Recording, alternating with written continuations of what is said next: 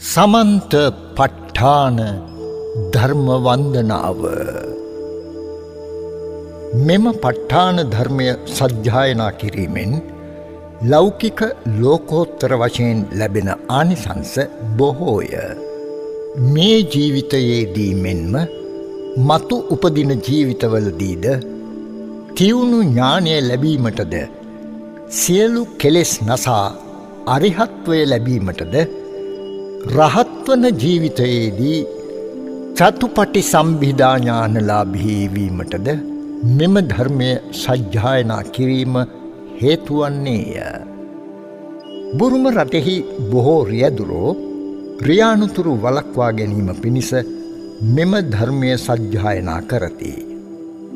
සමහර ව්‍යාපාරිකයෝද තම ව්‍යාපාර කටයුතුවල දියුණුව සඳහා